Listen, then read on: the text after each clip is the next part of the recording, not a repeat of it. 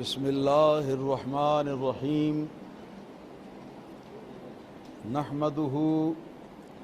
ونصلی ونسلم ونبارک علی سیدنا رسولہ الحبیب الکریم وعلی آلہ وصحبہ اجمعین اما بعد۔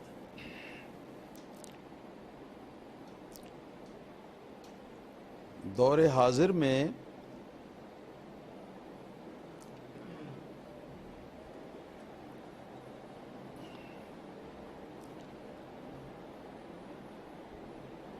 جگر پارہ حضرت سید الانبیاء صلی اللہ تعالی علیہ وآلہ وسلم ورضی اللہ تعالی عنہ سیدۃ نساء اہل الجنہ حضرت سیدہ فاطمہ ظاہرہ طاہرہ عابدہ ساجدہ کے حوالے سے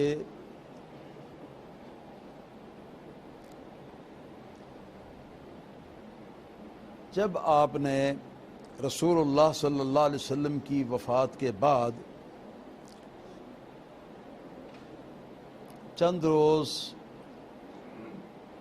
گزار کر تو امیر المومنین حضرت سیدنا ابو بکر صدیق رضی اللہ تعالی عنہ کے دربار خلافت کے اندر رونق افروز ہو کر تو یہ فرمایا تھا کہ میرے والد کریم حضرت محمد مصطفیٰ صلی اللہ تعالی علیہ وآلہ وسلم کے ترکے میں سے، میراث میں سے باغ فدق جو ہے اس میں سے میرا جو حصہ بنتا ہے وہ مجھے دیا جائے۔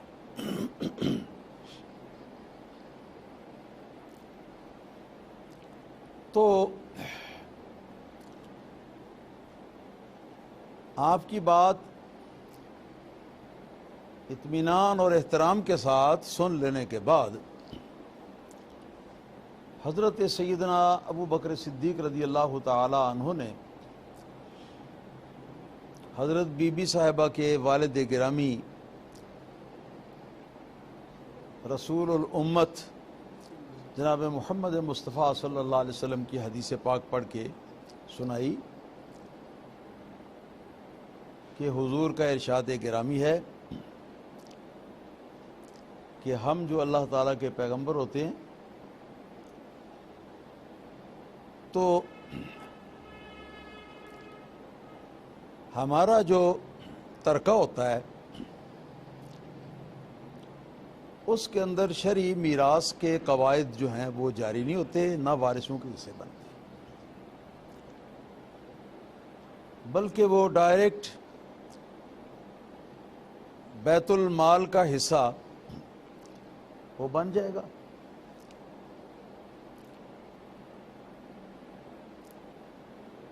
تو بعض روایات کے مطابق حضرت ابو بکر صدیق رضی اللہ تعالی عنہ کے پاس اس وقت دربار خلافت کے اندر کوئی 6-7 صحابہ کرام رضوان اللہ علیہم اجمعین اور بھی موجود تھے، اور ان میں بڑے بڑے پڑھے لکھے بڑے بڑے فاضل صحابہ کرام نامور ہستیاں تھیں علمی لحاظ سے۔ انہوں نے بھی سرکار کے اس فرمان کی تائید فرمائی، اور حدیث پاک کے اندر یہ الفاظ آئے ہیں کہ فما تکلمت بعد حضرت بی بی فاطمہ زہرا رضی اللہ تعالی عنہا نے اس کو سنا، اور سننے کے بعد گویا کہ وہ ایسی مطمئن ہوئیں کہ اس دن کے بعد کبھی بھی تا دم وفات انہوں نے سرکار کا ترکہ جو ہے اس میں سے حصہ لینے کا آپ نے نام نہیں لیا، کبھی آپ نے اس موضوع پر گفتگو نہیں فرمائی۔ اور اس کو ہماری جماعت اہل سنت و جماعت کے ایک نامور اور نوجوان عالم دین نے جب بیان کیا تو بیان کرتے ہوئے جو میراث میں سے حصہ لینے کے لیے حضرت بی بی فاطمہ زہرا رضی اللہ تعالی عنہا تشریف لائی تھی اور آپ نے حصہ مانگا تھا، تو اس بات کو انہوں نے حضرت بی بی فاطمہ زہرا رضی اللہ تعالی عنہا کی خطا قرار دیا، خطا قرار دیا۔ یہ ہماری جماعت کے ایک مشہور ترین نوجوان عالم دین نے کہیں اپنی تقریر کے دوران یہ بات کہی، اور اس کے بعد پھر اس کے کلپ تیار کر کے تو بعض شریروں نے سوشل میڈیا پر پھیلا دیے۔ پورے پاکستان کے اندر جو علمی اور مذہبی حلقے ہیں، بلکہ یورپ میں بھی جہاں جہاں اردو پنجابی بولنے والے ہیں،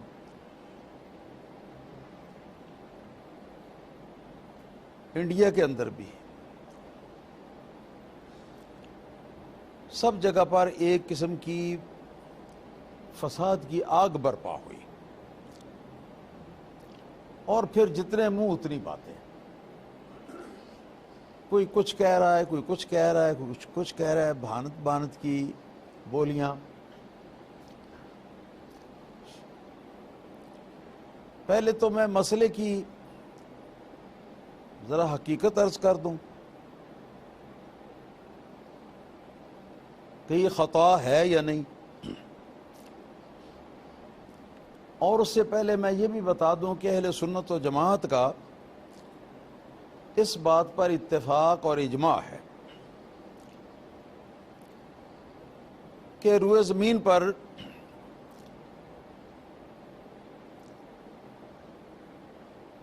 انسانوں کی دنیا میں سوا اللہ تعالیٰ کے پیغمبر کی ذات کے، حضرت آدم علیہ السلام ان میں سے پہلے اور آخری حضرت محمد مصطفیٰ صلی اللہ علیہ وسلم، سوا پیغمبر کی ذات کے اور کوئی معصوم، غلطی سے گناہ سے معصوم نہیں، کہ حضرت بی بی صاحبہ طیبہ طاہرہ ظاہرہ رضی اللہ تعالی عنہا آپ واقعتاً اپنے دل کے ارادے سے جو کچھ انہوں نے قرآن کریم کے اندر پڑھا ہوا تھا کہ اللہ پاک نے قانون میراث بیان کیا ہوا ہے کہ باپ کی وفات کے بعد اس کا ترکہ جو ہے اس میں فلاں فلاں اس کے حصہ دار ہوتے ہیں، اور ان حصہ داروں میں سے بیٹے بھی ہوتے ہیں، بیٹیاں بھی ہوتی ہیں۔ تو وہ جو قرآن کریم کے اندر حصہ بتایا گیا ہے، تو وہ حصہ جو ہے وہ لینے کے لیے تشریف لائی تھی، لیکن جو حدیث انبیاء علیہم السلام کے اس قانون سے مستثنی ہونے کے بارے میں حضرت ابوبکر صدیق رضی اللہ تعالیٰ نے پڑھ کے ان کو سنائی تھی، تو وہ حدیث یا تو حضرت سیدۃ النساء نے پہلے سنی ہوئی نہیں تھی، یا سنی ہوگی اگر تو ان کے ذہن میں اس وقت نہیں رہی تھی، لہٰذا وہ تشریف لائی ہیں اور آ کے اپنا حصہ کا مطالبہ کیا ہے۔ سیدنا فاروق اعظم رضی اللہ تعالیٰ نے ان کے والد گرامی کی حدیث پاک پڑھ کے سنائی ہے، سن کے وہ مطمئن ہو گئی، خاموش ہو گئی اور تشریف لے گئی۔ تو اب آپ ہی سوچئے کہ اس میں خطا والی بات کون سی ہوئی؟ خطا تو تب ہوتی جب حضرت ابو بکر صدیق رضی اللہ تعالیٰ عنہ نے ان کو حدیث پاک پڑھ کے سنائی اور حدیث پاک اپنے ابا جان کی سن کر اس کے بعد بھی حضرت بی بی فاطمہ زہرا اصرار کرتی اور بضد رہتی معاذ اللہ کہ نہیں نہیں نہیں، میں نے تو حصہ لے کے ہی جانا ہے، مجھے تو ضرور حصہ دو، حصہ دینا چاہیے مجھے۔ اگر تو اس بات پر وہ بضد رہتی یا اس بات پر وہ اصرار کرتی تو پھر تو کہہ سکتے تھے کہ یہ ان کی خطا ہے، کیونکہ حضور نبی پاک صلی اللہ علیہ وسلم کا فرمان مبارک سننے کے بعد تسلی اگر نہیں ہوئی اور سرکار کا فرمان مبارک سننے کے بعد اگر پھر بھی مسئلے کے اندر کوئی شک باقی رہ جاتا ہے اور اس شک کی بنا پر پھر سوال کیا جاتا ہے، وہی دہرایا جاتا ہے، تو یہ بات خطا کے زمرے میں آتی ہے۔ مگر اصرار تو آپ نے کیا ہی نہیں، ایک ہی بار آپ نے مطالبہ کیا ہے اور اس کے بعد فوراً حضرت ابوبکر صدیق رضی اللہ تعالیٰ عنہ نے یہ حدیث پاک جو ہے یہ سنا دی ہے، اور حضرت بی بی فاطمہ زہرا رضی اللہ تعالیٰ عنہا جو ہیں ان کے بارے میں صحیح بخاری کے الفاظ ہیں جی فما تکلمت بعد، کہ انہوں نے اس کے بعد پھر کبھی بھی اس مسئلے کے بارے میں سیدنا صدیق اکبر رضی اللہ تعالیٰ عنہ سے کوئی بات نہیں۔ بات سمجھ میں آئی نا؟ اصل بات اتنی ہے، اس سے زیادہ کچھ نہیں۔ اور یہ کہ وہ جن صاحب کا میں ذکر کر رہا ہوں کہ جنہوں نے اس کو سب سے پہلے تو حضرت بی بی صاحبہ رضی اللہ تعالی عنہا کی خطا بنایا، خطا بنانے کے بعد جب شور مچا تو پھر انہوں نے اپنی عزت کو بچانے کے لیے اجتہادی خطا قرار دیا، کیونکہ اجتہادی خطا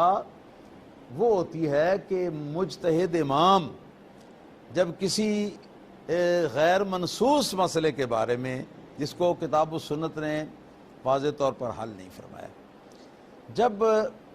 قواعد عامہ جو شریعت کے ہیں ان کی روشنی میں پورے خلوص نیت کے ساتھ کوئی مجتہد اجتہادی درجے پر پہنچا ہوا بزرگ اپنا پورا زور لگا دیتا اس مسئلے کو حل کرنے کے لیے، اور دو صورتیں ہیں پھر کہ جو مسئلہ اس نے حل کر کے اس کا جواب نکالا یا تو وہ حقیقت کے مطابق ہوگا اور یا پھر حقیقت کے خلاف بھی ہو سکتا ہے۔ تو اگر حقیقت کے مطابق ہے تو نبی پاک صلی اللہ علیہ وسلم نے فرمایا ہے کہ اس کے لیے دو ثواب ہیں، دو ثواب۔ مجتہد مصیب جو ہے اس کے لیے دو ثواب ہیں۔ پہلا ثواب جو ہے اس کے بالکل خلوص کا پیکر بن کر اللہ تعالیٰ کے پیارے حبیب صلی اللہ علیہ وسلم کی امت کے لیے کوئی شرعی مسئلہ جو ہے اس کو شرعی اصولوں کی روشنی میں حل کرنے کے اندر اپنا سارا علمی زور صرف کیا۔ پہلا ثواب تو اس بات پر ملتا ہے۔ دوسرا ثواب ملتا ہے کہ جو انہوں نے کہا تو وہ حقیقت تک اس کی رسائی ہو گئی، حقیقت تک پہنچ گیا، تو یہ دو ثواب ہو گئے۔ لیکن اگر مجتہد جو ہے واقعتاً جو مجتہد ہے اس نے اپنی پوری کوشش کی درست بات تک رسائی حاصل کرنے کی، لیکن اتفاقاً تقاضا بشریت اس صحیح نتیجے کو نہ پہنچ سکے، بلکہ جو رائے انہوں نے ظاہر کی تو وہ حقیقت کے اور درستی کے خلاف تھی، تو نبی پاک صلی اللہ علیہ وسلم نے فرمایا ہے کہ ایسے مجتہد کے لیے کہ جو اپنے اجتہاد کے اندر پورے خلوص کے باوجود اس سے خطا سرزد ہو جاتی ہے، تو آپ فرماتے ہیں اس کے لیے خطا جو ہے وہ معاف ہے، اس کے لیے خطا معاف ہے اور اس کے لیے ایکارہ ثواب ہے۔ مجتہد مصیب کے لیے دو ثواب، مجتہد مخطی خطا کرنے والے کے لیے ایک ثواب۔ تو یہ نبی پاک صلی اللہ علیہ وسلم نے فرمایا ہے۔ آپ اس بات کو کھینچ کر تو وہ حضرت بی بی سیدہ فاطمہ زہرا رضی اللہ تعالیٰ عنہا کی طرف جو خطا کا لفظ منسوب کیا ہے بغیر خطا کی کوئی بنیاد ہونے کے، تو اس کو محض اس معاملے میں اپنے آپ کو سچا ظاہر کرنے کے لیے لوگوں کے سامنے ان صاحب کو یہ سوجا کہ میں یوں کہوں اب کہ وہ جو میں نے خطا کہا تھا نا وہ دراصل خطا اجتہادی تھی، یعنی جس خطا پر ثواب ملتا ہے، ایک ثواب ملتا ہے اور خطا معاف ہوتی ہے، تو انہوں نے پھر اسے خطا اجتہادی قرار دیا۔ حالانکہ اس کے لیے ثابت کرنا پہلے یہ بھی ضروری ہے کہ بی بی صاحبہ جو ہیں وہ اس مسئلے کے اندر واقعی وہ مجتہدہ تھی، اجتہاد وہ کرتی تھی اس قسم کے مسائل کے اندر یا نہیں کرتی تھی، چلو یہ بات بھی رہنے دیجئے۔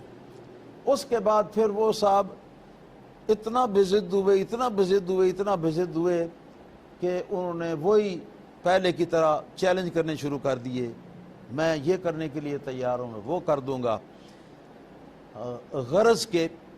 جو لفظ ان کے منہ سے نکل گیا تھا حضرت بی بی سیدہ فاطمہ زہرا رضی اللہ تعالیٰ عنہا کے بارے میں خطا کا، تو وہ لفظ جو ہے اس کی انہوں نے باقاعدہ شادی کی، ہاں جی، باقاعدہ پورا اس کے نا پوری اس کا بیاہ کیا انہوں نے۔ تو اس وقت تک مجھے پتہ نہیں کہ کیا کیفیت ہے۔ ان کے ایک استاد ہیں جن سے انہوں نے سارا درس نظامی پڑھا ہے، ہاں جی، اور وہ ان کے استاد جو ہیں وہ میرے شاگرد ہیں، تو ان کی بھی بے ادبی کی ان عالم فاضل صاحب نے، اپنے استاد کی بے ادبی کی، پھر ان کے پیر خانے سے تشریف لائے حضرت سید نوید الحسن شاہ صاحب بکی شریف والے، ان کی شان میں بھی بے ادبی کی، حضرت مولانا سید مظفر حسین صاحب تشریف لائے کراچی سے، ان کے ساتھ مولانا پیر مفتی عابد صاحب تھے، عابد مبارک صاحب کراچی سے بھی تشریف لائے تھے، اور کئی حضرات تھے، ان سب کی بے ادبی کی، اور ان سب کے ساتھ سلوک جو ہے نا وہ اس طرح کیا جیسے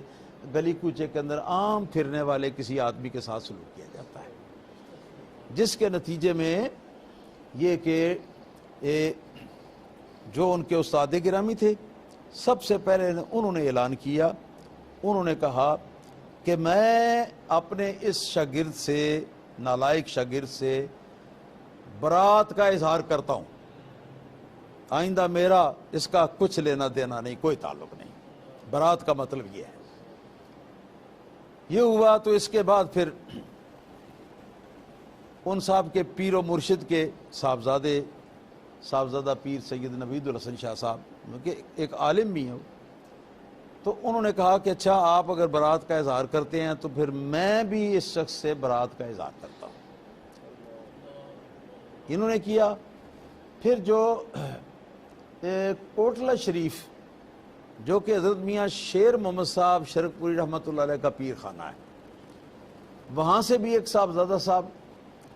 اس مجلس کے اندر موجود تھے، وہ بھی اسی کوشش میں تھے کہ کسی طرح یہ دو لفظ جو منہ سے نکلے ہوئے نا ان کو یہ صاحب واپس لے لے اور کہیں کہ زبان پھسل گئی ہے، بس یہ لفظ کہنا نہیں چاہتا تھا نکل گئے ہیں، تو میں ان کو واپس لیتا ہوں حضرت سیدہ کی شان کے پیش نظر۔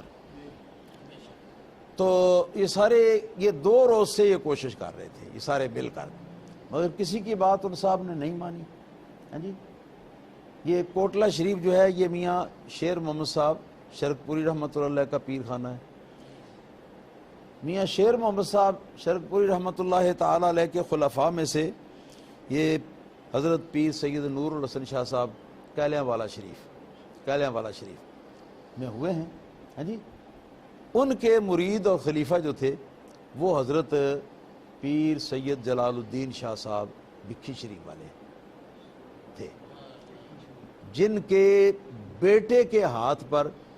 اس عالم کہلانے والے صاحب کی بیعت۔ تو بیٹے تو فوت ہو گئے ہیں ان کے، لیکن ان کے آگے بیٹے موجود تھے، انہوں نے بھی برات کا اظہار کیا۔ پھر تو جتنے وہاں علماء موجود تھے باری باری سب نے برات کا اظہار کیا اور اٹھ کر وہاں سے چلے آئے۔ یہاں تک یہ معاملہ جو ہے یہ پہنچا ہے مگر مجھے بار بار پوچھا گیا کہ آپ بھی اپنا اس سلسلے میں کوئی نظریہ جو ہے، اپنا موقف جو ہے وہ بیان کریں۔ تو میں نے بغیر کسی کا نام لیے میں نے اپنا موقف جو ہے اس کو بڑے محتاط انداز سے بیان کر دیا ہے۔ میرا یہی موقف ہے کہ یہ خطا تھی ہی نہیں۔ میں یہ نہیں کہتا کہ خطا ممکن نہیں ان سے، خطا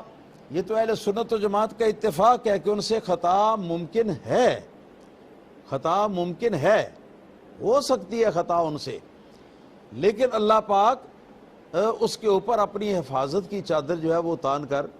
تو اس خطا سے ان کو صاف کر دیتا ہے، ہاں جی، اس سے رجوع کروا دیتا ان کا، یا جو بھی طریقہ کار ہو۔ تو خطا تو تھی ہی نہیں۔ خطا تو تب ہوتی جب نبی پاک صلی اللہ علیہ وسلم کی حدیث پاک جب پڑھی گئی تھی تو اس حدیث کو سن کر اس کے بعد پھر وہ اصرار کرتی کہ نہیں میں تو عیسیٰ لے کے جاؤں گی۔ بات سمجھیں آپ کہ نہیں؟ یہ خطا ہوتی، تو وہ تو خطا تھی ہی نہیں، تو خواہ مخواہ خطا کا لفظ بول کر تو پوری دنیا کے اندر، پورے جگ کے اندر رسول اللہ صلی اللہ تعالی علیہ وسلم کی سب سے پیاری شہزادی جو ہے اس کو تختہ مشق بنایا ہے، نعوذ باللہ ثم نعوذ باللہ۔ میں سمجھتا ہوں بہت بڑی بد نصیبی ہے۔ اگر اس شخص کا نصیب اچھا ہوگا تو یہ ضرور اپنے استادوں سے بھی معافیاں مانگے گا، اپنے پیروں سے بھی معافیاں مانگے گا، دیگر علماء کرام سے بھی معافیاں مانگے گا، اور ان سب سے پہلے سیدۃ النساء حضرت بی بی فاطمہ زہرا رضی اللہ تعالیٰ عنہ کی جو دل آزردگی، دل آزاری کی ہے، تو ان کی خدمت میں بھی رو رو کے یہ شخص جو ہے یہ معافی مانگے گا، اگر اس کی قسمت اچھی ہوئی، نصیب اگر اچھا ہوا۔ ورنہ پھر محض علم دین تو نہیں دیکھا جاتا نا کہ علم کس کے پاس کتنا ہے۔ وہ آپ کو پتہ ہے نا، ایک وہ فرشتوں کو بھی پڑھاتا تھا، علم الملکوت جس کو کہتے ہیں، ہاں جی، مفسرین لکھا اس کے بارے میں، اور آج دیکھیے اس کی کیا گت بن رہی ہے۔ تو وہی بات، اکڑ، تکبر، اپنی بات جو ہے وہ اس کے اوپر چاہے غلط بھی ہو ڈٹ جانا، بزرگوں کے کہنا جو ہے اس پر بھی کوئی خیال نہ کرنا۔ ارے کچھ بھی اگر نہ ہوتا اور صرف تو جو دو بزرگ تیرے پاس آئے تھے، اور خاص طور پر تو اپنی شخصیت کو دیکھ، تیری شخصیت کتنی ہے، حضرت سیدۃ النساء رضی اللہ تعالی عنہا کے پاؤں کی خاک کے مقابلے میں بھی تیری شخصیت کیا ہے، تو کم سے کم ان کے خیال کر کے تو یہ کہہ دے کہ بھئی مجھ سے یہ طلاقت لسانی کی وجہ سے، ہاں جی، زبان کی تیزی کی وجہ سے یہ لفظ نکل گیا ہے، تو میں ان لفظوں کو واپس لیتا ہوں۔ اگر تو اس کی قسمت اچھی ہوئی نا، نصیب اچھا ہوا، تو پھر تو یہ ہوگا، اور اگر نصیب اچھا نہ ہوا تو پھر جتنا کچھ ہو چکا ہے نا وہ تھوڑا نہیں ہوا ہے، اور اس سے آگے جو کچھ ہوگا انشاءاللہ تعالی دنیا دیکھے گی۔ بس میں تو یہی عرض کرنا چاہوں گا اس کے بارے میں۔